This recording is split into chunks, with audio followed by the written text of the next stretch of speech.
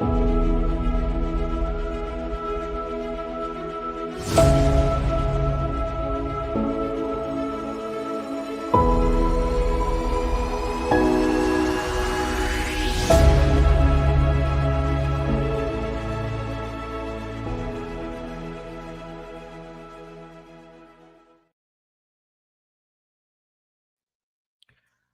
evening, everyone. And this is Brother Benson Media, and I'm joined with Miguda. Miguda, how are you doing, sir? I'm doing very good, bro. How about you over there? We are managing, I might say so. Yeah. So, how was your weekend? My weekend was good, but not that good because there was no Premier League game this weekend, Oh, why? and I think they were in the international break, Mm, and hopefully next weekend Sunday we'll have a match. a match that is Manu and what? Manu and Ipswich. Lakini Manu unajua kupigwa kichapo, wamefunguliwa Already kichapo. Manu wanajaribu, walipata coach mpya. Eh, For the last three games ni kama wamewin. okay. The Gibson, how are you doing, sir? I hope you're doing fine. Miguda Gibson is saying hi to you. Hi to Gypsy Corner. Good Yeah. year. He's saying hi. How is your weekend? And welcome, Brenda, for coming to the show. Yes. So this weekend we had political. Do I call it political come religious events that took place that caught the attention of the nation? And we want just to look at the recap of what happened during the weekend, starting with the one that, especially if you look at on Friday, where the clergy, the bishops, actually slammed the government for not doing their job well. And it also the members of the political class that are allied to president came out gun blazing, and going after the churches or after the bishop. Why did they have to say that? So we look into that. And there's also another issue that was happening in Migori between the governor of Migori and the senator Senator Hedi Mwok and Ochilayako. So they were going back and forth. We don't know. And Ochilayako was saying one thing with Eddie that he still doesn't understand, which is a protocol. He still doesn't understand protocol. So I don't know if there's any political misunderstanding between the senator and the governor. So that is there. There's also a poll talking about Matiangi. That is also something that we can talk about, but not now, in the next session. So those are some of the things that um, um, I'm seeing, or I'm getting from the ground. And what about on your side? What is it that you're getting on the ground that you can share with us here? What I'm getting on the ground, which you are omitting, Yeah. there are ODM are regrouping now, the Mm-hmm. so-called ODM rebranding. Yeah. Yesterday they were in Masai land, and we Okay. saw Kasmuel Makoure and Gausho with Governor Orengo. Mm-hmm. They want to mobilize and rebrand ODM and recruit many people. And Okay. also Peter Salasya also confronted Raila Odinga Yeah. together with the Business Baraza on the Mm-hmm. National Assembly. Those are the things that are currently on the ground. Okay. Thank you. We will discuss more about the Peter Salasya because he went on attack to the Right Honorable Prime Minister Raila Odinga and giving his reasons, especially when it comes to uh, the the prime criticizing the MPs, yet he donated some members of his party to the government. So yeah, so that is also something that we want to look. But there's a keen interest that I want us to do a recap on. I know you talked of it on the weekend, but now it is something that is still of public interest, and so many people are looking into it. About the Rigathi Gachagua, President Ruto and Kindiki, then we have Uhuru Kenyatta of what happened in Meru. And from what people are talking about, people are seeing that the Mount Kenya is gone for William Ruto, based on the events that took place in Embu last week. Do you share the same view, or you have an alternative view? My view is with the majority Yeah. that Mount Kenya is gone, and there are reasons why Mount Kenya is gone. Mount Kenya felt that they were betrayed by William Ruto, Mhm. whom they loved and they voted for, overwhelmed the previous election. By the time William Ruto made a decision to impeach Rigathi Gachagua from the executive, and it went successfully, and now Rigathi Gachagua is no longer deputy president, and they picked Kindiki over the rest of the people who wanted to replace Rigathi Gachagua. The people of Mount Kenya have not been happy with Kindiki, Deputy President William Ruto, and you saw evidently in the previous meeting whereby Le- Kindiki was not. Before you continue, you said the people of Mount Kenya are not happy with the Kindiki. Are they not happy? Is it Kindiki or the process? They are not happy with the process. You know, Brother Benson, let me give you a view of an average voter or a view of someone who is on the ground. Yeah. Someone who is on the ground. If you ask them, just try to go around in the village and ask them, not only in the village, but you can even ask the people who are struggling in business sectors, in transportation sectors, be it the Manambas, be the Mamboga, be the Boda Boda. If you ask them, they will ask you, you don't even need to ask them, they'll ask that if these two people were voted in together jointly as the Mhm. president, the deputy president, and if it come to impeachment, why are they impeaching one person and one person is remaining? That's what they are asking. They don't want to understand that there is distinct between impeachment of the president and the deputy president. They Mhm. are not persuaded today that how did Rigathi Gachagua went alone and William Ruto remain as the president. So that is the average view of an average voter, that the process was not good, because if it was removal of a deputy president, they need to have removed both of them, William Ruto and Rigathi Gachagua, so they could have been satisfied. Right now, they are dissatisfied with the process. That's why I said the people of Mount Kenya are not happy with the process which Kindiki took office. To them, not only Mount Kenya, even outside Mount Kenya, people think that the constitution was not followed. There was a breach of the constitution, and they don't understand why you can take one from office and one is remaining. That is the controversy we have right now. That's why I'm saying they are not happy with the Kindiki, and they felt that they were betrayed by Mr. William Ruto. It looked like a direct betrayal, and there is a disconnect between William Ruto and the people of Mount Kenya, to an extent that the people who voted for removal of Deputy President Rigathi Gachagua from Mount Yeah. Kenya right Mhm. now trying to argue with Rigathi Gachagua. Those people who are viewed to be traitors from the Mount Kenya people. You saw there was an MP from Kenyatta called Gitonga. Gitonga was in that meeting, and he was sitting next to Kindiki. Then after the meeting, he was seen with Rigathi Gachagua at a certain place. So it Mhm. means those people who voted to remove Rigathi Gachagua, they are trying to align themselves with the ground, because the ground is hostile against William Ruto. Okay, thank you so much. Let me take also this opportunity to thank Julius Okot is watching us from Facebook. Thank you so much, my brother, for joining us through Facebook.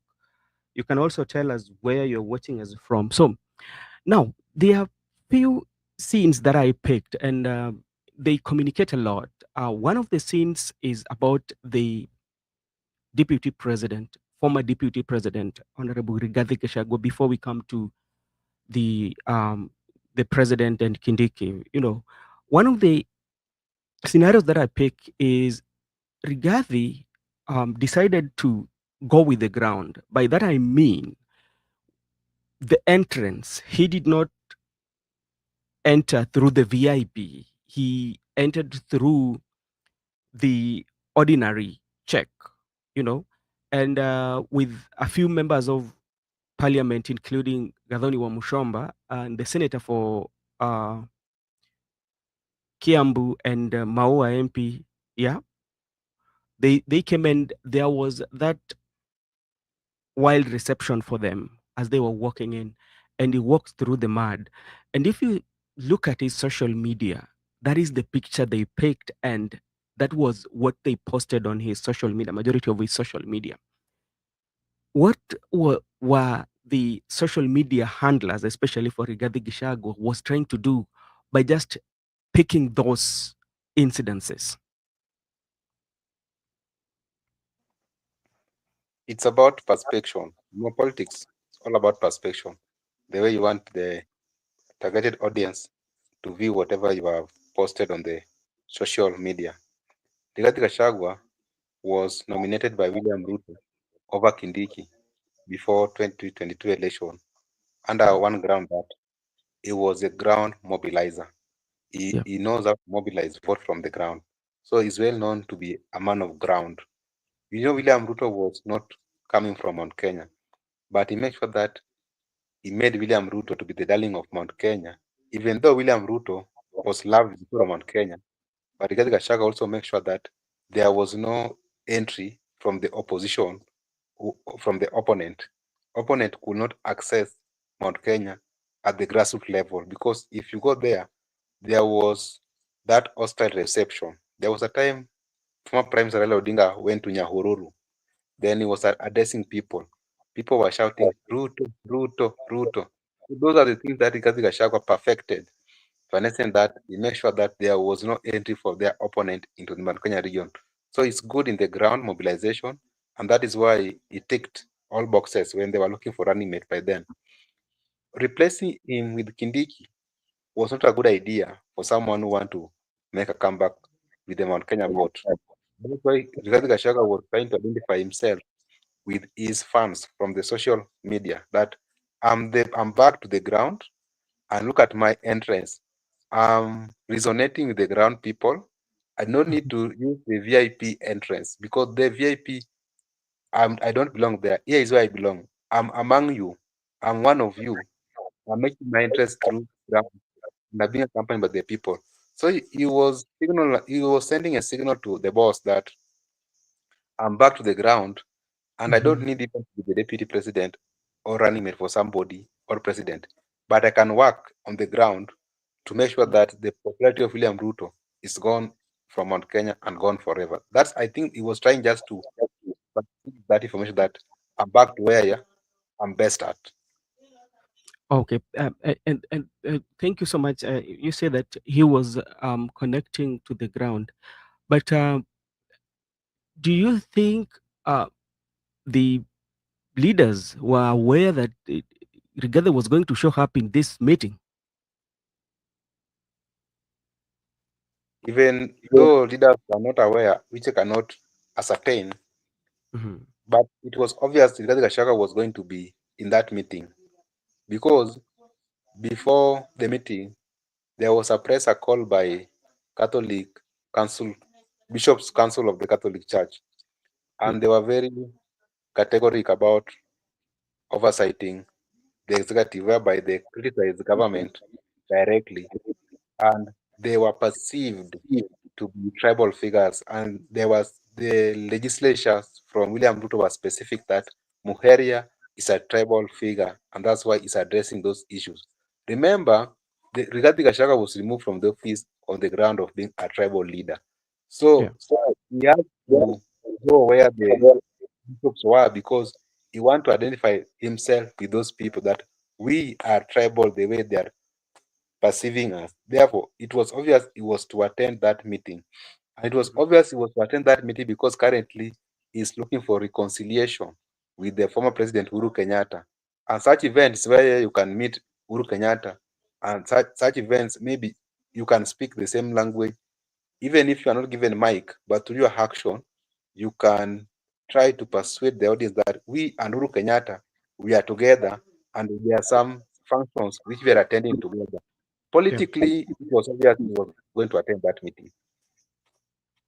So, when you even look at the sitting arrangement, because we know for a fact that Rigathi Gachagua has hold the highest office of the land, and that is the second in command, and even how the sitting arrangement was made, was that Rigathi was sitting, um, not in the high table where even the former president was.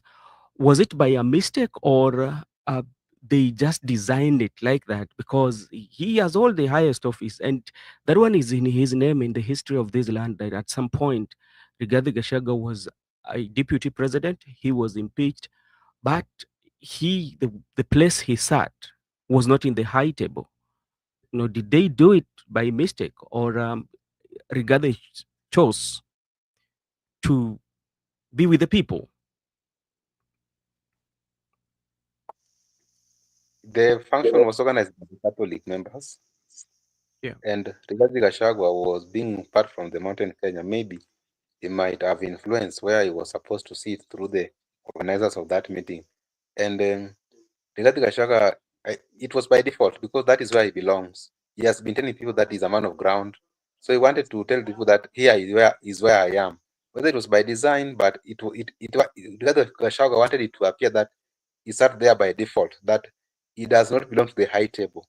He Mhm. belonged to where he was sitting because he's a man of ground. He listens to the ground. He's a villager, and Mhm. that is where he belongs. So it was more of a default when for the ordinary people or the average voter, the way they were looking at it. Okay, this man is sitting with us, and he is the immediate former deputy president.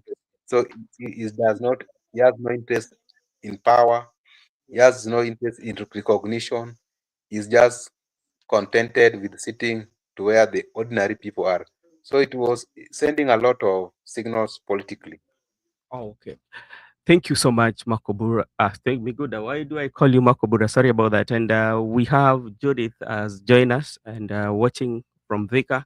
Just let us know how Thika in Kiambu is doing, whether it is cold, shining, and how is the political temperature, and what are they talking about?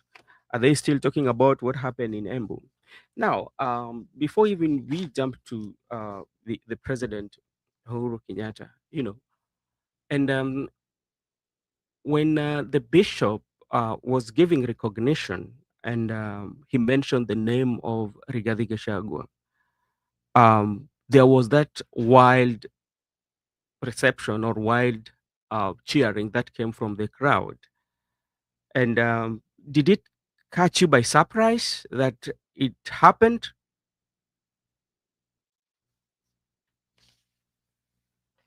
I tell you that Rigathi Gachagua's presence there Yeah. was by default, and when the bishop recognizes Rigathi Gachagua Mhm. among the congregants, it simply tells the people that Rigathi Gachagua was playing to the tune of the ground people. There was a Yeah. story in the Bible that, or there is a certain verse that when you go, I think it is a story by Jesus Christ that when you go to a place, do not go to high table. Just go and sit where there are ordinary people, so that the master might call you and give chance to sit at the table. That come and sit here, you belong here. So Mhm. the Chaka was that you don't need to go to high table. Sometimes you can be chased that get out of this high table. This high table Yeah. belongs to other people. So the Yeah. Chaka went where ordinary people are, and Yeah. the master of that ceremony decided to recognize him at the ordinary place where he was seated. So it simply shows that he has been recognized in the high table, but Yeah. seated at where ordinary people are. He was Sit. playing a very nice script. That Mhm. I think that's how I can put it. Yeah. Okay, we will come back to Rigathi Gachagua, and let's now come to Kindiki. When you look at the speech of Deputy President Professor Kindiki, that Professor Kindiki was not composed. Yeah, he was not composed from the look of things. And even if you go to the internet, people will tell what could have been the bother for the deputy president. And remember, this seems to be like his hometown, you know.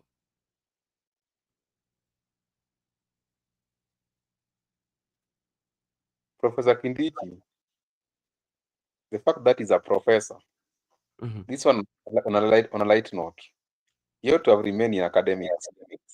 He Hmm. could have done well in academics than in politics.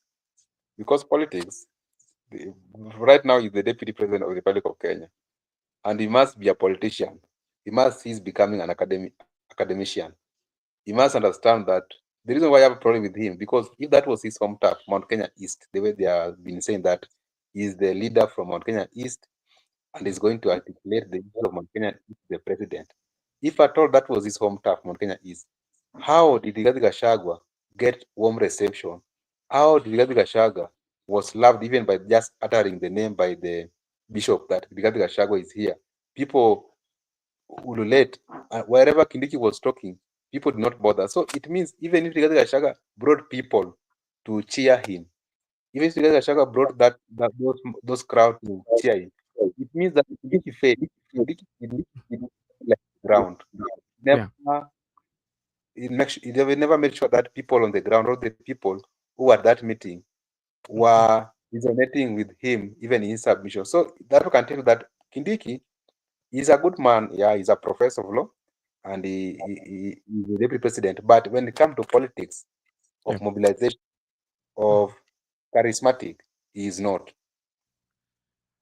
Okay, thank you so much, Mr. Yaga. Mr. Yaga is saying Mount Kenya isn't happy with Ruto. He punished Gashagwa wrongly for telling him truth, and now the truth is outside. Then he says, Kindiki immediate interior CS. He has intelligence. He knows the truth. Okay, that is true. But now, when we also want to look at it and this way, when you're talking about the Kindiki has intelligence and he knows the very process that what happened, the process of impeachment, how it took less days to be actualized. And now you are here installed as the deputy president on the process that is questionable. Was that guilt with him? And that's why there was that rejection even from the Mountain Kenya East. I agree. Kindiki knows the truth. And Kindiki, being a professor of law, Kindiki understands the administrative process Yeah. and the administrative law very well, and Mhm. the principle of natural justice. Mhm. And because the principle of natural justice is the heart of administrative law. And the principle of natural justice requires that even you have to explain yourself before you are subjected to impeachment process. Yeah. You ought to have explained yourself. And the question of right to be heard, who to be heard, it is a question which I think professors have find out that the person to be heard is the accused person, not the representative, not the advocates. It is him whom they were supposed to hear from him because he was the person who was accused. Yeah. So when it comes to the administrative process, it was very fast and the process was not followed in accordance with the law. There were some sections and articles which were omitted, and there were some also sources of administrative law which were omitted. Even we talk about the orders, the conservatory order. Mhm. There are times whereby the court Yeah. can force you to take some action lawfully, and also court can prohibit you to do some action which are unlawfully. So whenever there was unlawfully action, the court ought to have uh, stopped them to go ahead. But because that is now under the bridge, and we cannot discuss that the merits of that case right now. Yeah. Kindiki knows very well that the Rigathi Gachagua is popular than him, and he Mhm. knows all the plot they have with the boss to make sure that Rigathi Gachagua was out of the office. Mhm. Now he is presiding over as the deputy president illegitimately. And you even we have the question right now about the constitution of IBC. It was not answered in the High Court up to Yeah. now. And they were saying that people have appealed and we will get those questions at the right time. That's how the respondents were about that. Do not worry about this question of IEBC. We will get it in the appellate court, not in the High Court here. Professor Kindiki understand well whatever happened. That's why whenever he's given an opportunity, it's just specific with the boss. And we said here that time of swearing in that Professor Kindiki was grateful to William Ruto, who made him the deputy president. Yeah. And William also was happy. He told Kindiki that I've made you deputy president. You are my deputy president, not the deputy president of Mount Kenya people or Kenyan people. Right now, it is very evident that it is Ruto who made him deputy president, and he has recognized that indeed he has been made by William Ruto. Not the truth that Kindiki also. Okay. Thank you so much. So, in essence, or in truth, is that the guilt, knowing very well that I'm holding an position that uh, I did not get it in the rightful way. On in the course of, like, let's we are talking about the natural, or in the clear circumstances whereby um you are being used to settle scores for somebody, or you were used to settle scores. Because when you look at on how Kindiki was, because like people were complaining, like he was not collected in the first place. Yeah. And the only thing he talked about, let us pray for our country, you know. That is what he says. Let me see what my friend Kevo, do you know we are 3 years away to election? Yeah. Hiyo iko election inakuja. Will you accept Sosion as the chair? Just chair for IBC. Ama chair for what? Hebu tuambie hapo. Then yes, we are ready for Matiangi and Dini Nyoro and the deputy, as the deputy. Who agree with me? Who agrees with me? Okay. We'll talk about that. And I think tomorrow also we'll have to talk about, if time allows us, we will look at what is the best bet, especially for Rigiji. Who should he have coalition with? Because you know we will talk about that tomorrow. And I know Ayaga tomorrow, hopefully will join and assist us there. IBC, hey, yeah, you never know if they decided, like the Sosion, what will happen here? Because from the look of things, the ground is slipping, not only in Mount Kenya, you know, everywhere that president goes, there's that deficit of trust. Yeah, it's not only Mount Kenya, but the Mount Kenya is focused because this is where he's campaigned in 2022, the campaign of 2022, when he started his campaigning. This is where the heart of campaign was. And I cannot remember how many churches he visited. I don't know how many times did he um, visit Mount Kenya. So that's why, like, Mount Kenya, yeah, even if Raila win AUC, still that one will not make the people stop criticizing the president. Yeah, yeah. It's evident everywhere that people are talking about issues that they are going through. So it doesn't matter. Even I know maybe there might be even those who are supporting Raila, but in silence they are rejecting the broad-based government. Or Miguda, what do you think? There's issue here which people need to go to ground and find out. The way I've told you that if you go to the ground and ask Mama Mboga, mtu wa boda boda, the average voter, that was it right to impeach Gachagua, they will tell you that they should have gone home, two of them. Kwa nini waliacha mtu moja? They don't want to understand that there's distinct on how to impeach a president and the deputy president. All of they mm, think that if you're impeaching one, you must mm, impeach everyone to go home. Same way, if you go to the ground again and ask the people yeah, about this AUC, Raila, people will just tell you that they, for the sake of peace, yeah, they agree that the broad-based government should be in place. But they will tell you that if Raila endorses William Ruto, as for them, they are not going to vote for William Ruto. That's a fact. And mm, Makubra confirmed that if you go to even Western region or Nyanza, of course people will vote for him. But there are those people who are not going to vote for him because he has been endorsed or he has been stabilized by a broad-based government. People, there are people who have not forgotten whatever has happened for the past 2 years in terms of economy, even in terms of imposition of tax, even in fact in terms of forced legislations, whereby yeah, there's some legislation which are being forced to people, and even the after it has become law, yeah. the members of parliament who has passed those laws will tell you that we do not understand what we passed. So people have not forgotten, and that's why you were telling William Ruto.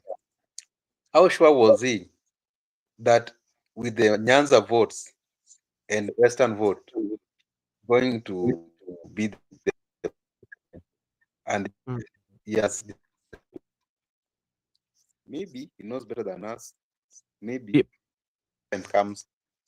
Losing Rigathi Gachagua, that Mhm. was a miscalculation. And and coming. Let me just then come to the issue about losing Rigathi Gachagua, and let me just even to also to share something with the Douglas. Douglas, when you look at this generation that we have, especially the Gen Z, the Gen Z were the generation that have never seen violence. They've always heard of violence of 207, if to speak. Yeah, yeah. Makobura, how are you doing? Hey, good evening. I'm doing good. Yeah. I thank God. I hope you're all doing good. Yeah, we are doing good, especially on my side. I can't complain. And Ali Amigud has also told me he's doing good. So I hope there we good. We are just trying to do the recap of what happened on weekend, and we started with Embu, especially where it is evident that DP Rigathi Gachagua was the a man of the moment, or a man of Mount Kenya, who is at the heart of Mount Kenya, based on the reception that he got, apart from the one that the fourth president got to. But regardless, is our interest, knowing very well that this is one guy that was impeached with a process that is still questionable. Yeah. So as I was, can we believe media or CEOs of referrals? Um, you know, uh, I will answer that one too.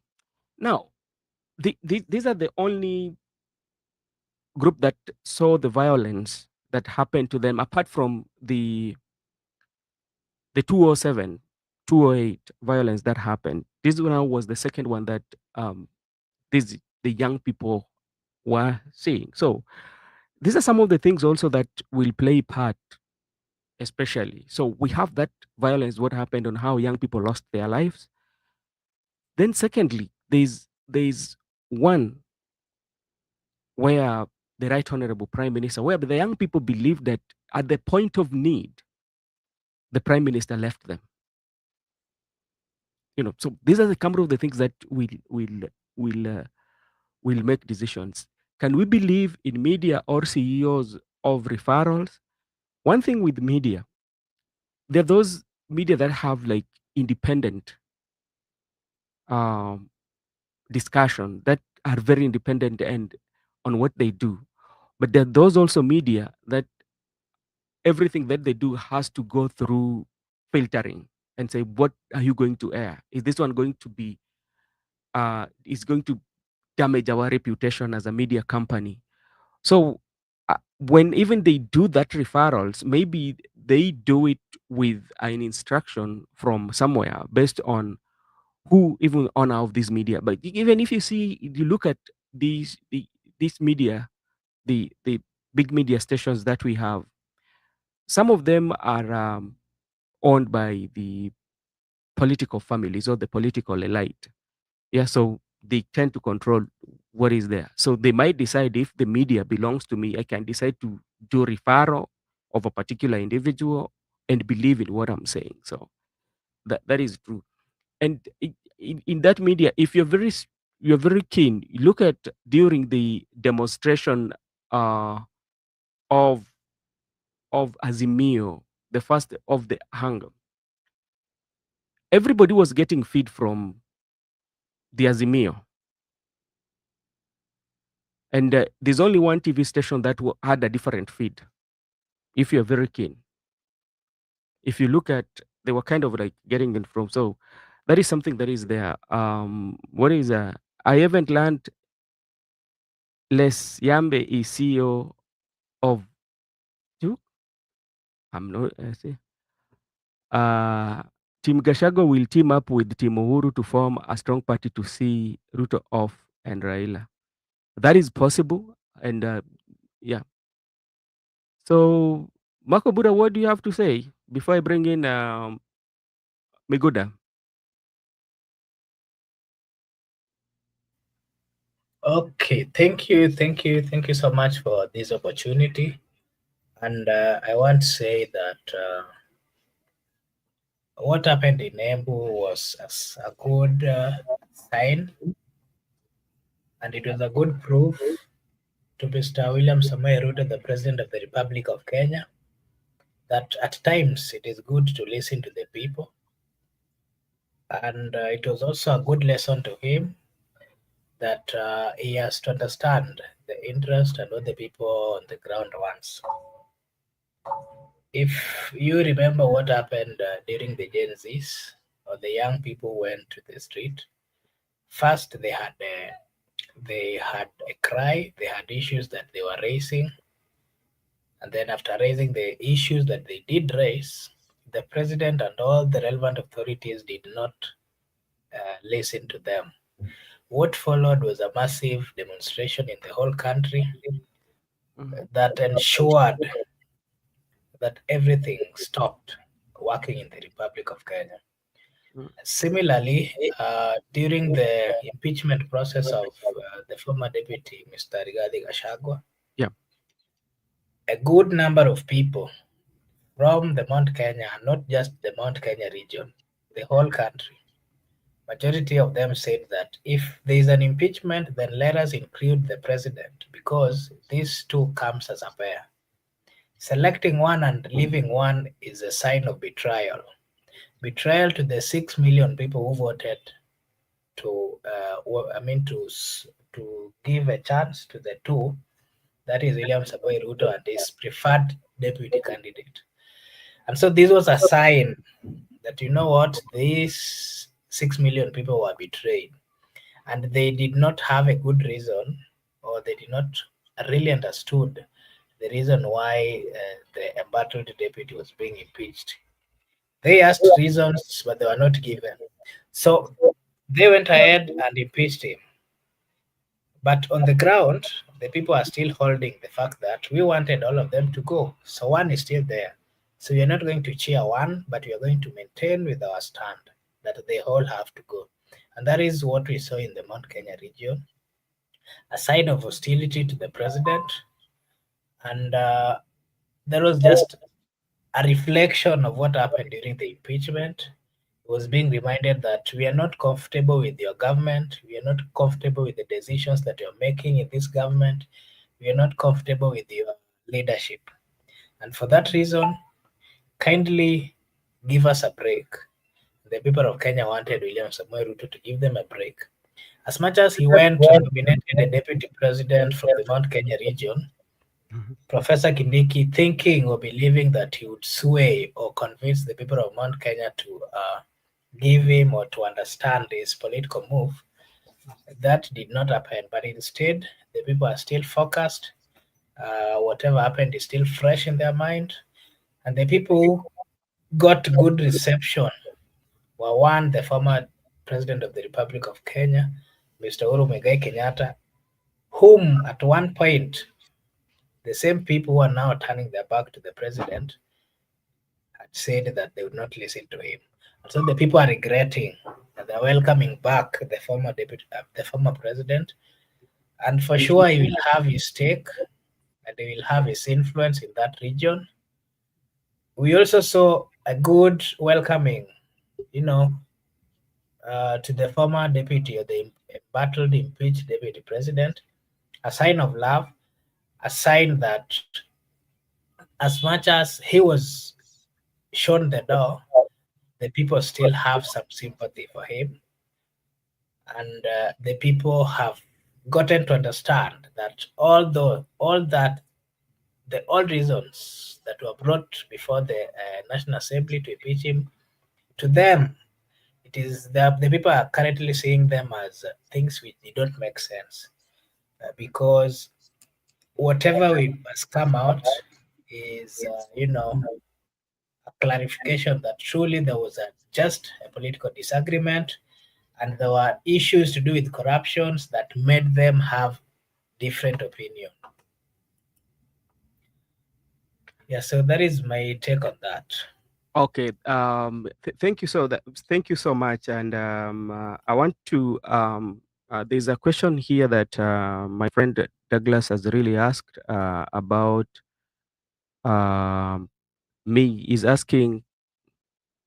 No, I know not that one. The first one. Ben, tell me where you saw a human die of dialysis.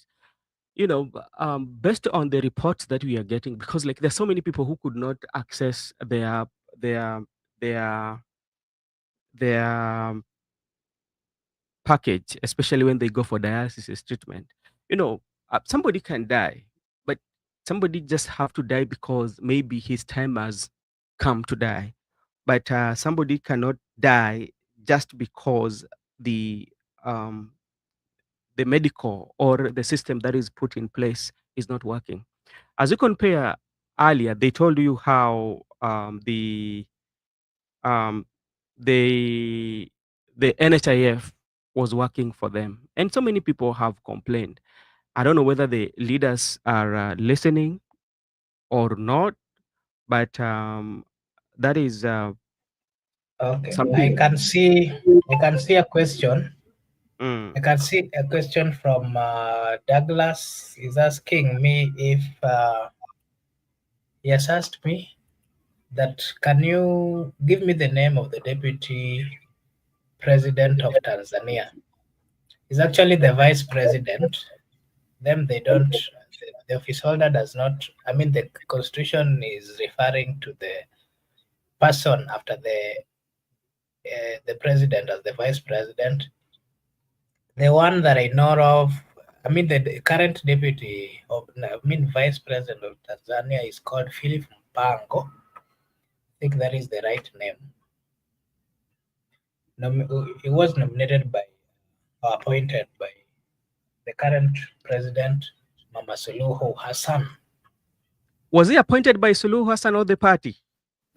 I mean, the party, yeah, Yeah, the I party. think like they have a very clear procedure of how they appoint the people. I think the CCM party appointed the the deputy president. Raila forced us with Uhuru Kenyatta, rejected by Mount Kenya. He is now forcing us with William Ruto, rejected by Mount Kenya, and Raila himself rejected by Mount Kenya, and Kibaki to become a president. Okay, so that is there. What is Gibson Connor say? Kindiki will get the same treatment as Gachagua from Ruto if he shows the signs of not having voters from Mount Kenya. From the look of things, then yeah, I tended to agree before I invite in Miguda. When you look at when it comes to, because election is all about mobilization, you know, mobilization. Forget about the finance. We know president has money; he can roll out Mr. Kindiki, but do he have the power to mobilize the people the way Gachagua is? Because Gachagua is a mobilizer. That is a question that he can. Yeah. Do you think so, Migoda, that Kindiki can mobilize the people? I do not think that Kindiki can mobilize the people. Kindiki has got no capacity to mobilize the people because Kindiki is trying to be more of a diplomat.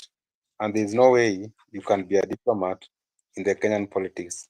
Kenyan politics, you must just play the way those people who have won those elections are playing.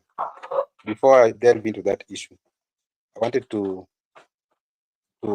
support what Ayagas stated in the comment section. Ayagas said very clearly about right the people with Uhuru Kenyatta, forcing the people with Ruto.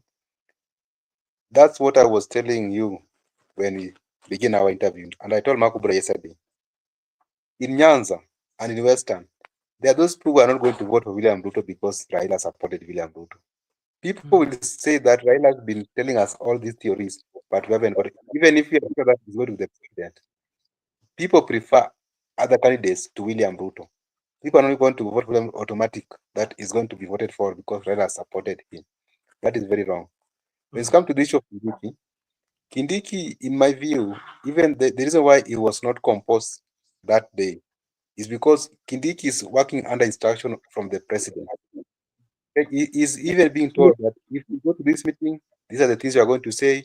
You must say this. You must say this. You don't need to speak from your own point of looking at things. So that is bad for a nation, whereby we understand that there is that office of the deputy president. There is no way you can get instruction or orders from your senior each and every time to an extent that you cannot even express your own view as the deputy president. And remember, Rigathi Gachagua warned us that the moment Kindiki will be sworn in, Yeah. he will write resignation letter in prior. So in any time he try to oppose whatever boss wants, he Yeah. will be told that yes, your resignation letter, we are ready to release you. And I agree with the Gachagua that the boss is not the way people look at him, the way he appears in the public. He has some hidden characters which are well known to the people close to him. That's why he- Kindiki must act. And we say that Kindiki is Ruto's deputy, not Kenya's deputy, and he has been made. It is now evident that that is the person he wanted to work with. He doesn't want someone who is aggressive, someone who can object in decision is making. He wants to serve as the president in a luxury manner. Mm-hmm. And Kindiki going forward, he is not going to deliver votes for William Ruto. And we will be surprised that going to elections, William Ruto is going to have a new running mate who is not Kindiki, who is the current deputy president. Because even Okay. when let us just look at the practical part of it. Kenya's elections, if you want to pick a running mate, you must pick a running mate who is coming from. You must compare the votes the way they did with Uhuru Kenyatta, Uhuru and William Ruto, and they won 2013, 2017 respectively. Ruto also saw that for him to win Mount Kenya votes, he needs someone like Gachagua who can mobilize and who can resonate so well with the majority. If Kindiki is not resonating so well with the majority, if Kindiki is not able to mobilize, how is he going to go in this war with Kindiki? Mark you, the people, the opponents are going to organize themselves along those numbers, along those people who can mobilize, those people who can bring votes. So it's very simple.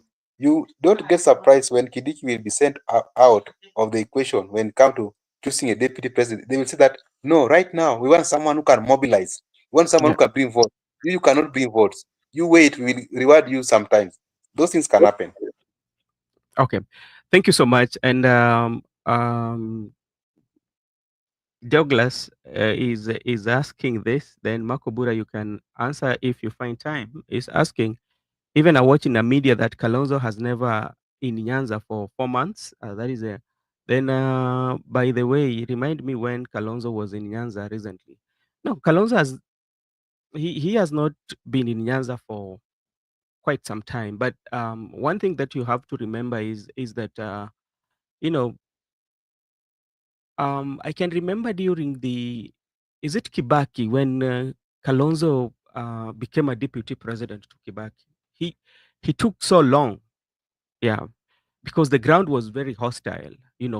due to the circumstances, and on how our politics is. Our politics is usually regional, is regional, and our support base usually come from where we usually come from. So if you in a place where by now you tend to disagree, especially with the person who deemed to be a king in that area, you feel like you can get that hostile environment. But for the for the broad-based government that are in place, I think this time round, even though he has not visited, but I think he will have good support, especially from people of Nyanza. If to say he he ran for president and Raila does not run for president, he end up supporting William Ruto.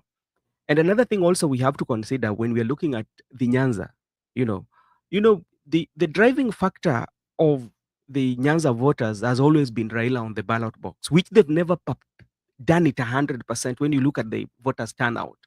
The voters turnout in especially the Nyanza region, the Luo Nyanza, has never been that 100%, even if you look at last general election. So take, for instance, whereby Raila is not in the ballot, do you think that they're going to come out in large number, even if Ruto wants to bank on the Nyanza? Yeah. So for I think Kalonzo, if he runs and Raila support Ruto, Kalonzo will get some votes in Nyanza. That's what I think.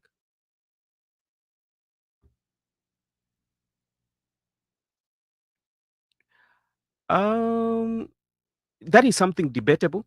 He can give it to Matiangi, and you saw what is happening.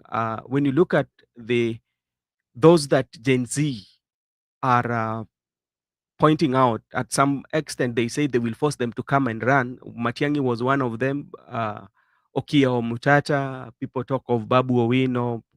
There's so many. So Matiangi is one of them, So yeah, if it can give it to Matiangi, then he might, yeah, he might get. So which means if we give it to Matiangi, talk about the Kisii votes. The Kisii votes will come in handy, yeah, majority of it. So that is something that might happen. So um, now let's come look at the President Uhuru Kenyatta. And there's something that President Uhuru Kenyatta made, and he talked about the tribalism.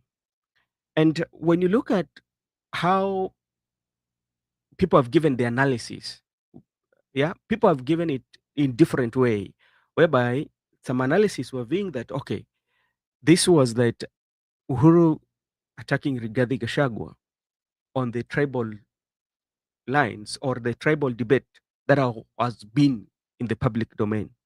But to me, I'm trying to take on a different path.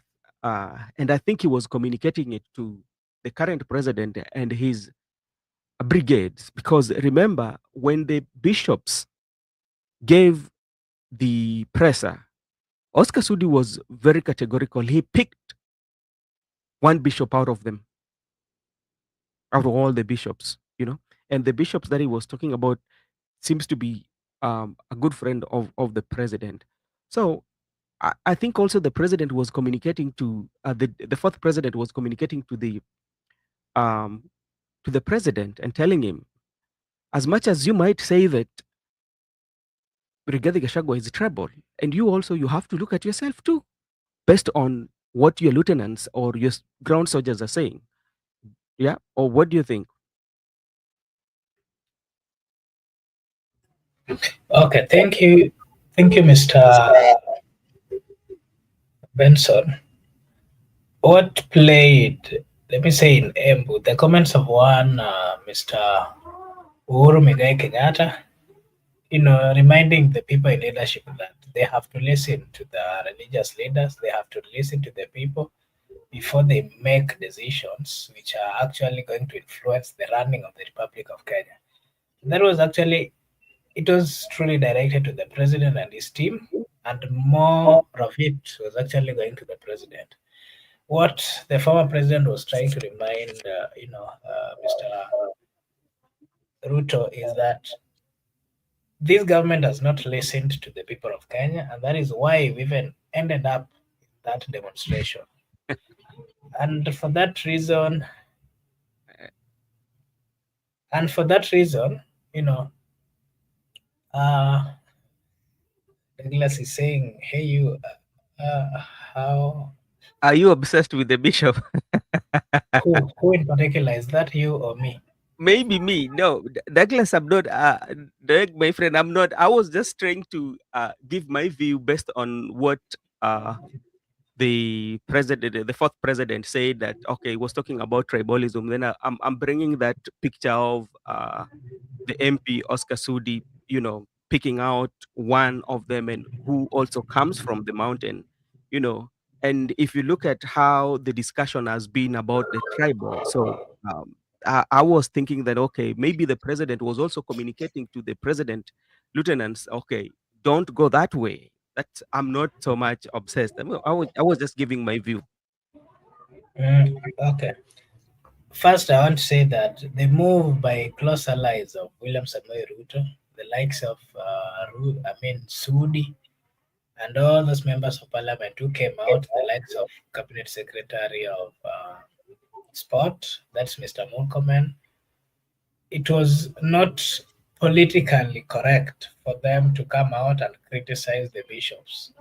What they would have done is to do a counter, but not directing it, to a specific bishop or to the bishops, Mhm. because the view then which came out, there's a group of people who are saying that now the political class, they know they've messed the country and it is so painful that they don't want to agree. Yeah. And what they've done, they've gone to an extent of even attacking the religious, consecrated men of God. So that was politically a wrong move. And these bishops, these bishops, they have power to influence, and they can, if they fail, they have been talked to not nicely, politically to the president, he might lose a lot. So I think he noticed that, and that is why he's been trying to get closer to the Catholic Church, whereby whenever he gets opportunity, the other time he was in the Catholic, this time on Sunday he was there. He's just trying to remind them that, you know what, there was a mistake, I've admitted what happened, and so human beings are not perfect. So he's simply trying to sanitize himself, but truly the statements were not okay, because what the bishop said, they are the truth. When we start analyzing one by one, when we start talking about lies, we can give so many instances where lies were applied. When we come to corruption, we can give so many instances where corruption came. When we come to not listening or giving, heeding to the call of the Kenyan citizen, we can also give so many, you know, instances. So I think that was not a good move by the political class to counter what the bishops had said. Uh, and then something else that we've talked about, if the former deputy president has the capacity to mobilize the people of Mount Kenya, to me, maybe we should give him time, because remember, if Gachagua was also coming in, he was not very much loved, and people talked negatively about him. People knew that the way even he was speaking, people did not think that at one point they one day like his political, character. But along the way, people got to know him. Remember, the former deputy president, when he got to this position, no one really knew about him. He was only known of making, some statements which were very absurd. I mean, statements which were not uniting. And people used to say that he's just been an MP. Maybe if he was minister, at least you'd have seen him. May have That would give us the opportunity to understand him. So from where you sit, maybe Kindiki, with the time, he can convince the people. So let us just give him time, because he was the favorite of close allies of William Samoei Ruto before the election. And if you can remember, he was even voted by the members of parliament that, and they even advised the president that if you're going for this seat, kindly pick Kindiki as the DP, but then things changed. So let's not just dispute and say that he cannot. I believe from what we've seen from him, he's a mobilizer. His political life, Mhm. coming to be a member of parliament, a senator, all this cabinet secretary, before the president recalled the cabinet secretaries, he was even being rated as one of the best performing members of cabinets, and he was even ahead of the deputy president. So let's just give him time. Maybe with time, we will start seeing or feeling his presence in the government. Okay, thank you so much. And Douglas, Doug is asking for this. Especially this is given to um, Mark. Tell me the wrong mistake of Sham. So this is the issue here. Any health coverage that is provided by the government, one of the things that it should provide, especially for what is intended for it. Yeah. But if you look at the SHA might not be a very bad idea. I tell you. But the issue with the SHA is the implementation and how it is brought on board, where now it comes and cannot provide services, especially in some category. That is one. That which means you have to pay more. You know, that is one that that one area that is being questioned. Another thing, as we speak today, I came to learn of it when I was listening to Githoni wa Mushomba that some counties, the county hospitals do not accept the health coverage for SHA. And the reason being is that the some counties, they've not signed that agreement with the national government. You know, you know, that is one. And another thing that people are questioning, even the members of parliament themselves still cannot understand how SHA works.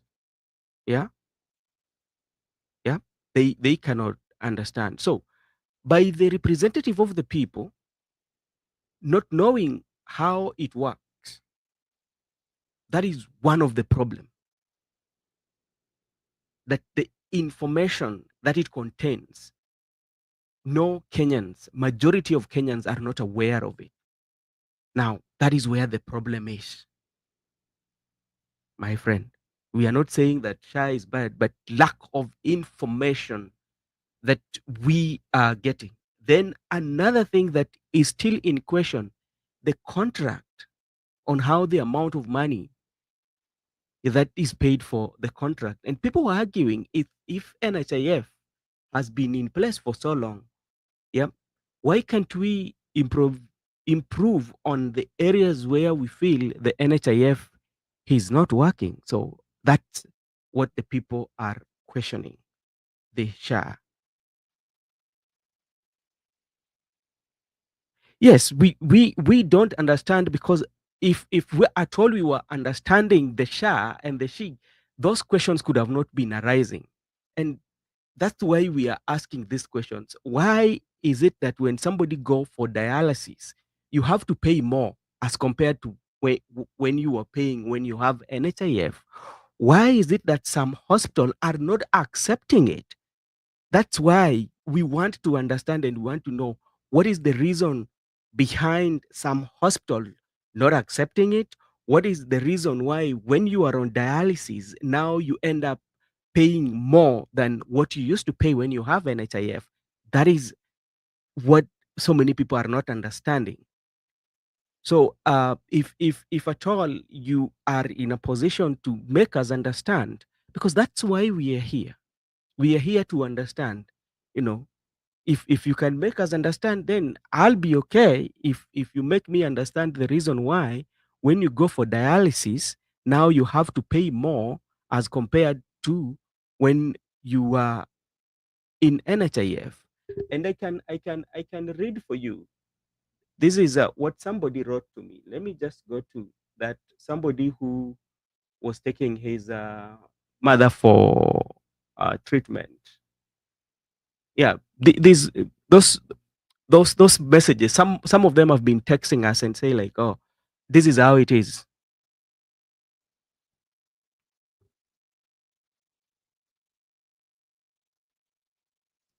I was asking you, where is this hospital? Oh, you did not even see this guy that Eric Omondi collected money from? There was also this lady who was narrating on a social media on how he could not get her dialysis. And there are also even, I, you know, and I think my friend, I appreciate you so much. We are not kind of like trying to bring somebody down as a country. One thing that usually happens is one of my countrymen is thriving. That's where my happiness is. You know, you know. But if you see people can come, the old guy that Eric Omondi contributed money for him, you know, they are in the internet. You know, they they are they are not like we don't cook some of this. So if the presidency or the people that are in charge of SHA can come out very clearly and lay down issues that the Kenyans are raising, then people will be okay. That's what I think. And even yesterday there was one of our viewers here said that they lost they lost one of their family members of the SHA because they could not access. I think Marco Buddha, you are the person on the show. Yeah, so maybe I don't know if Douglas Kipogong is somewhere around the Republic of Kenya. We are on the ground, Mr. Douglas Kipogong, and most of times we do walk around.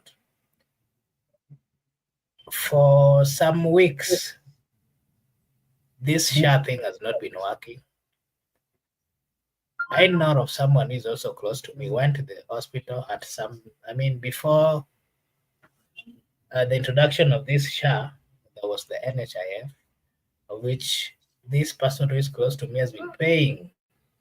And we were told that along the way, there's going to be a shift from SHA to NHIF. And we were told that it's just a continuation of the previous system, and so everything will be okay. People who have been going for surgery, this SHA thing has not catered for their health, for their treatment. People have been going to the hospital in critical conditions, especially those who are coming from the poor families, and they've been turned back. Reason being, they're being told that some hospital, especially this hospital run by the missions, they have had tough time registering with this SHA or having an agreement with the government on how to operate. And I want to confirm to you here, Douglas, that there's a good number of people have died going to hospital, going to access medical treatment, and they've failed.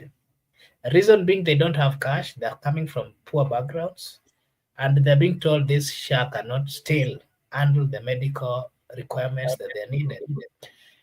One of our viewers, close subscriber here, just mentioned yesterday. I don't know if you were here, that this SHA, they took their patient to the hospital, and the patient did not get treatment. And because of that delay and everything, someone who could have been helped ended up dying. And that is not the first case. There is a good number of people who have died actually, just because they've missed treatment, because they're being told that the SHA has not started operating, that part of it is not, in some hospital, it's not even working. So when we talk about this, it's not that we are going against the government policy or anything, but what we are saying, we are having this discussion so that the relevant authority could know what is really is happening on the ground. The SHA in most hospital, it's not reflecting, it is not helpful, it cannot treat in some hospitals. Yeah. And this was even mentioned by, if you watched the press by the Catholic bishops, most of this, there's a good number of hospitals run by the missions, and especially the Catholics. They've had time negotiating with the government so that they can also be included with this SHA, and it has not worked. So these are things which are true on the ground. These are things that are affecting the people, and no one is really going against the government directive. But what we are saying, we are having this discussion so that the relevant people should know that it is not good on the ground. It And is it is Ayudan, truly real that people are suffering and people are dying. okay, and something that also I want to tell our brother is that if you're in Kenya, you would know that what usually happens. Kenya is you pay first is when you Okay, get. a minute. Yeah. Let me just give him. He has asked a question. Is this SHA a machine to save lives? Mm. I don't know if I'm not understanding what a friend is trying to say, but uh, I don't know. I don't know how I can explain to him, but he should know that things are not good. The NHIF had stopped, and there's a good number of people who are being helped by this NHIF. No one is saying that SHA is not good or not. Maybe the implementation process has not really been materialized. But if there's need of speeding up so that it works, the better. But currently, there's a good number of hospitals that are still Mhm. not accepting it. There's a good number of hospitals that if you go, if you don't have cash and you're saying that you have NHIF or SHA, whatever, they will not give you, they'll not listen to you. But instead, you will have to pay. And if you don't have money, of course, Yeah. something else would happen. SHA is not a machine to save lives. SHA is a system where, Douglas, you know these things. Now, So Makobura, let me assist you. SHA is a health coverage, and the health coverage is when you pay, then you're going the this health coverage when you go to the hospital after you making those payments monthly or what, it will cater for your treatment. It's not the machine. Yeah. For you to go into those machines, at least you have to have a health coverage because sometimes at the time when you're going to hospital, you cannot raise that money. Yeah. And what usually happens is that provided you have that share or you have that coverage, the government or the hospital will send a receipt to that health coverage plan. It's like an insurance. When you are in the developed countries, they have what we call the insurance. So immediately you go to the hospital, they will give you, you will tell them the kind of insurance that you hold. Then they will say, okay, this is within our coverage. So what will happen? Any those insurance that you have in developed country, there's what they cover and what they don't cover based on the premium that you are paying. Yeah. So it's not a machine. It's just to facilitate maybe the treatment. Let me just finish Makobura, then I will let you do that. Then secondly, in Kenya, it is quite much different. There's a post pay and a prepay. Kenya is usually a requirement that you pay first, then you get the services. In some other countries, what usually happens is a post pay. You will go to the hospital. After going to the hospital and you're back home, they will send you a bill or they will send you an invoice where you will need to pay. So on how some of these treatment are structured, yeah. So that's why you find it is a mandate and a requirement doctors to save life, yeah. But sometimes based on how the system is that you have to pay this is when you get the services, and that's why those Kenyans came out that they could not get the services of dialysis because one, you had to pay 7,000 for you to get those services. You know, yeah. So our request here is one, we are not trying to discredit government, yeah, or we are not trying to put government down, but we are just talking for the relevant authority to know if they are not aware that Kenyans, there are some Kenyans who cannot get that services under the new universal health coverage that has been proposed by the administration of President William Ruto. They should go back on the board and try their level best so that every Kenyans or every Kenyan can get coverage. It is so sad if any family can just lose a life. Yeah. Yeah. Because of something that can be prevented or that thing that is proactive. We thrive. When a government of William Ruto thrive, we thrive too because we are Kenyans. When a government of William Ruto fails, we fail. Yeah. So we are just trying to call out on areas, on things that we are seeing are not working. Yeah. And we will celebrate if today the government of William Ruto can make health coverage to work. I tell you, all Kenyans will be celebrating. And nobody would celebrate the failure of a government. But we are just pointing out. And that is my take. Okay, thank you. A point of correction, kidogo. Wanted to clarify, there's SHIF and then there's SHA. So SHIF in full is Social Health Insurance Fund. It is the one that is replacing the NHIF.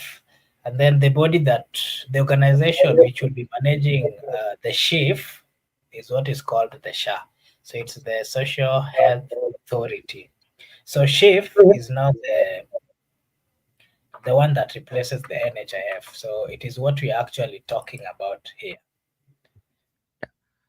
So, and you're saying you're in, I'm in Australia. Okay, that's fine. But like, try just to reason with us, and try to also. We are listening to you, and we know I understand the point where you are coming from, but also try to reason to us, especially when this thing surface on the internet, and we are seeing Kenyans are not getting those services. Remember, this is somebody's mother, this is somebody's sister, this is somebody's father. At one point it will touch member of your member, somebody who is very close to you. Yeah. And that is what we are trying to say. We are saying, okay, you've brought in this medical coverage, but it's not working. Yeah. The implementation is not working. What is the best way? These are the manifestation that the coverage is not working are the people who are speaking. Yeah. So, and if you are here in this channel and you have a way in which we can communicate to the government and put that one in place so that we cannot get all these stories, we are obliged to do so.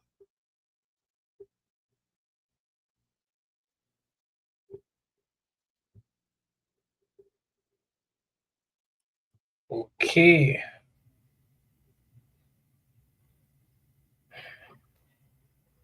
Where is it not working? It is not working in most of the hospitals, especially those which were owned by the mission hospitals. Still, hopefully they are having a conversation on how they will work with the government to ensure that the SHIF operates in mission hospitals. Partly from what we are getting in the ground is that in some in some public hospitals, it has started working, but there's some, if you're going for some special medical treatments, those which were being covered by the NHIF, still the SHIF cannot really cover that. So people are forced to go deep into their pocket to help in financing their treatment. But in most private and mission hospitals, it's not really still okay. For your information, Mr. Douglas. Yeah, but there are also some information that if you go to the internet, there are also some people who are saying it is working for them. Yeah. We are not doubting that. There are those also who say that there is not working for them. But if you look at the percentage of what is working and what is not working, when you put them on the weigh scale, you know, and you find that what is not working, that need more effort to be put in place, outweighs the good. The benefit and the benefit, the benefit is very minimal.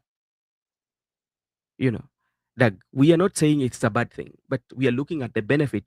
Best, if you compare it with the NHIF, you still find that NHIF is doing better than it. Yeah, maybe to add something on that, things to do with health.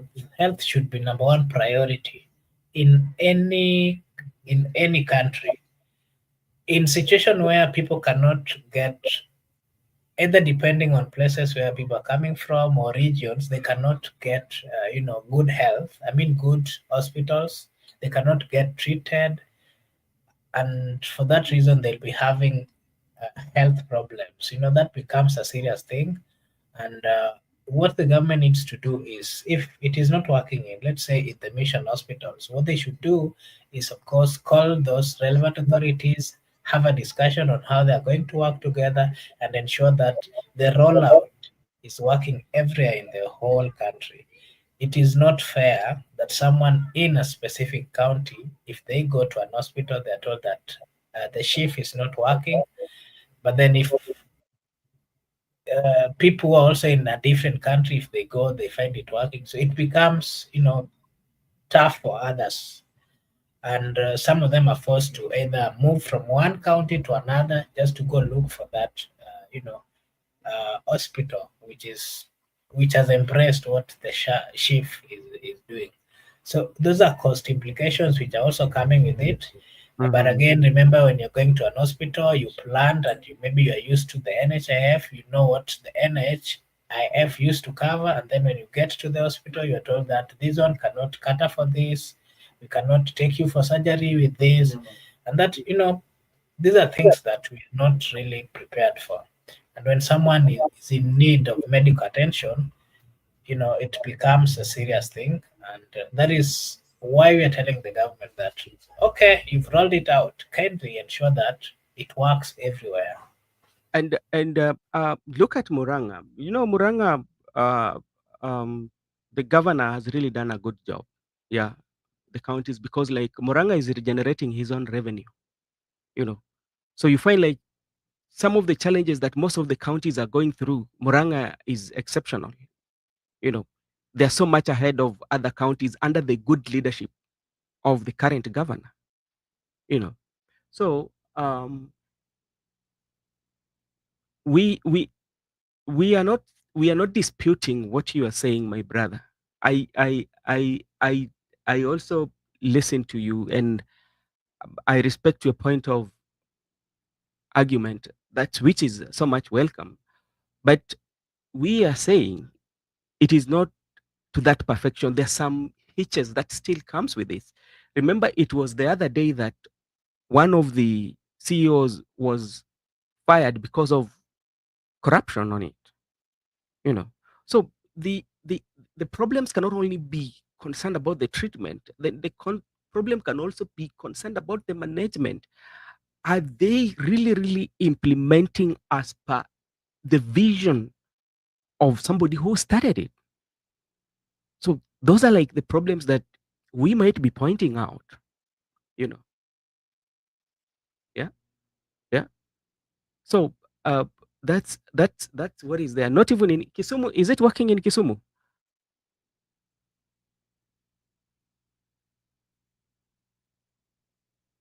Something else, something else that is coming.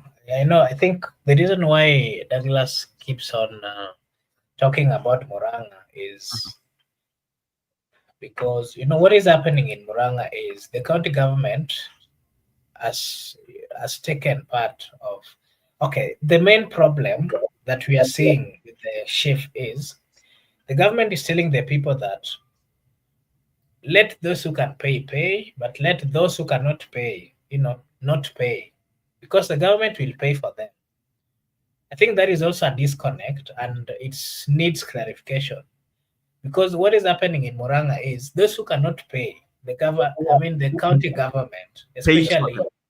yeah, especially the women who are Mhm, going for delivery. And Linda Mama is no longer there. The mhm, Linda Mama, which was run by the wife of the former president. mhm. And so what is happening is the county government of Muranga has taken in consideration, and they are trying to pay for, uh, those who cannot pay. And that is why we can see that in Muranga, and the governor has power. If he has paid for his citizens, and then if they go to an hospital, they're told that it can't work. Of course, as a governor, he has what it takes. He has power and he has the influence and what is needed. So that is the difference that we are seeing. In other counties, people are paying for themselves. Those who cannot pay are not paying, and this is where the difference is coming. The government of the Republic of Kenya, the national government said that those who cannot pay would be paid for, but it is not the reality on the ground, and that is why this thing is partly working in Moranga because the governor of Moranga, through the county government, is trying to ensure that they pay for the citizens, those who are not able to pay. Okay, and for Kisumu, I know I have a couple, like around good MCAs who are working over there. I will get a full information. I will just call them right now And after the show. I'm going to and call them and ask them if it is what my brother is saying is true. and a point of clarification again, what is also happening in Muranga is the government. It is not that they are being paid for fully, but what was the communication which was there was that especially the mothers who are going to deliver, they would be given medical insurance. I think through this shift, and this would last for 3 months, which would be paid through the shift.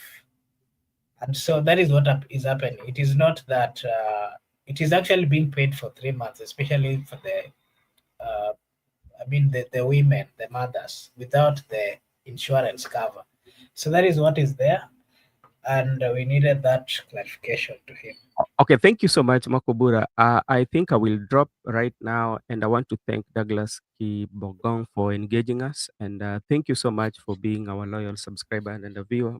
I know Before you leave, Mm. let him clarify what he means by Linda Mama yes, what he means by his comment about before we leave.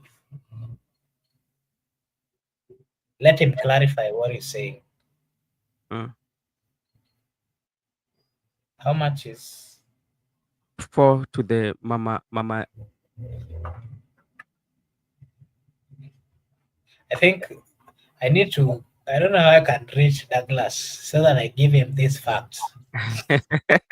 Whatever I'm saying are facts, Yeah, Douglas.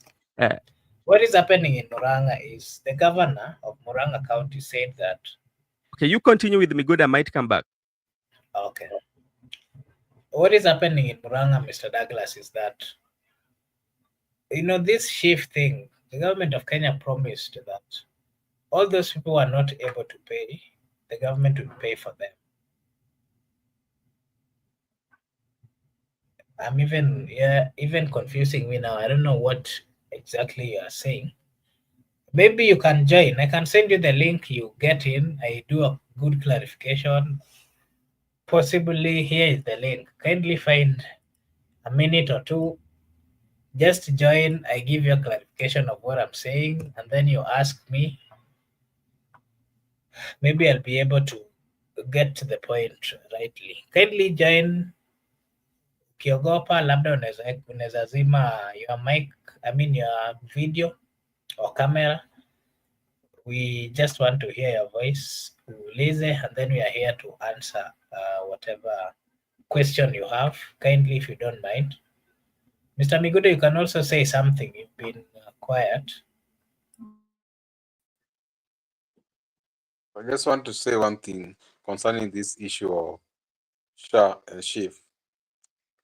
We understand that there is new health insurance whereby the government is transferring people from NIF to SHIF, and the SHA, the Social Health Authority, will be in charge of the SHIF.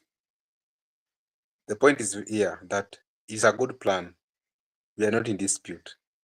A very elaborate plan and a good one. And whenever the president is talking about that plan, it sounds very nice and it sounds juicy.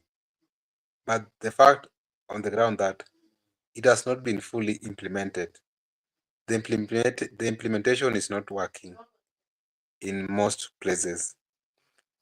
But it's a good program, even the way they are saying that it will be unlike NHIF, whereby it only cater for some diseases, but now the SHIF one will cater for many things if you go to hospital. But the problem we have here is now implementation. It has not reached out people the way it is being broadcasted, the way it's being articulated in the public forums. It is not on the actual ground. It's not practical the way they are saying it, but it is there. People have been transferred. Some people are even transferred illegally without their consent, and it is somehow cheap to other people compared to NIF, but it is not working for everybody. That's where the point is. All these arguments, the bottom line is it's not working for everybody. It's not universal. It's not universal health coverage the way it is supposed to be. The issue of Murang'a Makobura is a different case. You understand the governor of Murang'a County and the county government can decide to cater for the health of the people of Murang'a County. And that's what he's doing. That's why you can only point Murang'a County. You can't point other counties. Not even Kisumu, not even Kajiado, not even Baringo. It's just Murang'a County.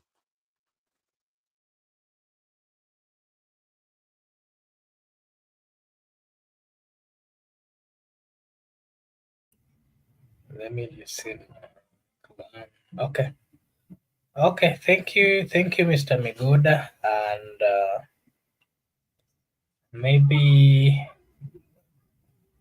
our good friend here is unable to join. I think, I don't know where. It seems to be busy. But maybe.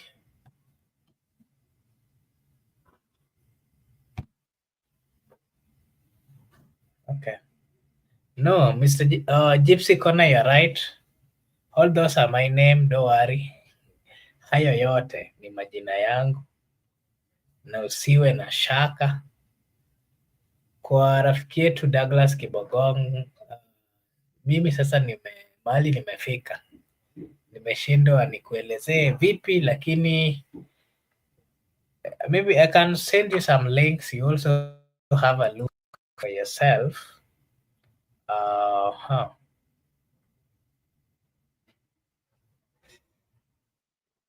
I don't know if I can, I don't know, it is not, there's something here that I wanted to share with you. I don't know how I can do it. So that you see what is happening in Murang'a is a different thing. But even what is being used there, for your information, the governor himself at some point said that the issue of shift to them, they're denouncing it and they'll be using, you know, some a cover that is separate. And he even talked about how he intended to cover all his staffs. I don't know. I can share with you this. Let me see. Kidogo. Yeah. So Miguda, anything that is still pending? Let me see if I can find a way of sending. You should distinguish between the SHA shift and the Murang'a case. What's happening in Murang'a is not even SHA. It's not even shift. It's a different cover. And it is actually a private cover, private insurance that is not even linked to the government. That is what Governor Kangata is doing. And even when it comes to, you can't compare Kangata. Even if you want to compare now Murang'a, you'll even compare it with the issue of fertilizers. Because even in Murang'a County, Inua Mukulema, fertilizers were not coming from the National Cereals Board. They were getting it free, not they were purchasing it from 2,500. That's a different government of its own, where it's operating independently, unlike the national government. Yes, so I'm trying to just find something so that I can share with. I don't know if this can help. Douglas, I'm just sharing something here, some link. I don't know if you will click it from your side. It can give you some information of what is happening in Murang. And I think now we are just finishing. Unless there's anything that is pending, we could have maybe your last remarks before we close. My last remark is to our viewers, esteemed supporters. We are very grateful for this session, and also my fellow host Mark and Benson, who has just left to engage to other things. We are very grateful for this wonderful session, and we are not taking any attempt or any effort for granted. We wish you all the best in this November season, and also the next weekend we'll be having a Premier League. You know, that's how we begin. That this weekend there was no Premier League, and we expect to win. As our team, we expect to win, and also to our viewers, kindly subscribe to our YouTube channel. You can give us comments, likes, thumbs ups, watch the hard video, so that Okay. Anyway, Douglas will continue. I don't know why Douglas leo ametuamulia. okay, bye bye. See you next time. Douglas, maybe before we close, kindly click that link. It will give you some information and confirm at the comment section that you've seen something contrary to what you are consistently saying. Before we close, I'm waiting for your confirmation. I'm waiting for your confirmation as I also give my last remarks. I want to address the people in leadership led by the President of the Republic of Kenya. I want to remind them that we are in a country that we're in a country, Kenya. Kenya is a blessed country. We have all the nice things as a country. All we need to do is to use wisely all the resources that we have in the Republic of Kenya. We need a good leadership, a leadership that we need a leadership that is caring, a leadership that understands. We know that they understand, but the problem is they don't want to actualize. They don't want to listen and put in practice what the people of Kenya wants. So it is a humble request that whoever's been given the opportunity to, the leadership, to be a leader, let them be considerate, let them understand the fact that the people need them, let them understand that it is a privilege. I mean, it is a privilege for the few to get into that offices, and if they do, kindly let them use appropriately the positions that they are holding to ensure that they make the lives of the Kenyan citizen easy. And that is my take.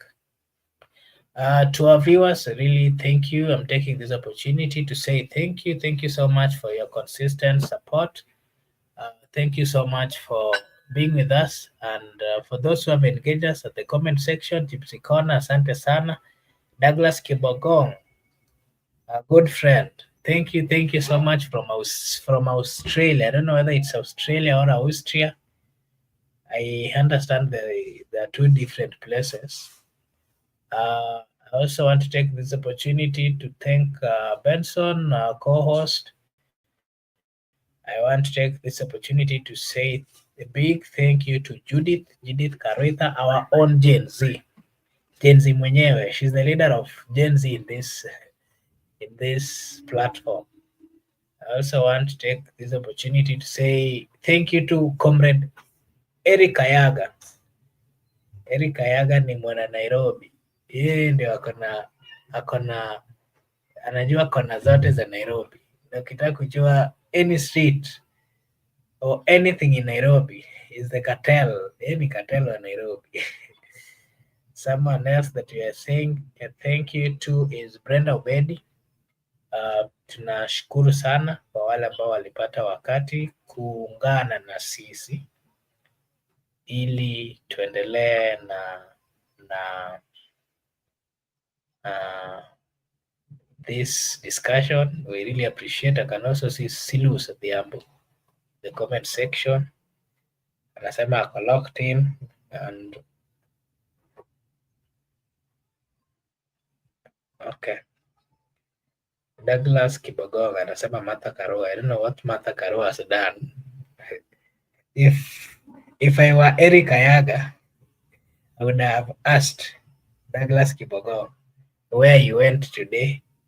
But since I'm not Eric Kayaga, Douglas has confirmed that he's, I don't know, he said that he's at work and is having a client. Yeah, so we are grateful and we request, if you're new here, kindly like and subscribe to the channel. Na tutashukuru sana. I'm taking this opportunity to wish you a blessed evening, a blessed night, a blessed morning, blessed afternoon, wherever you are. Feel welcomed and feel appreciated. Thank you so much, and may God bless you. Until tomorrow, thank you and bye-bye.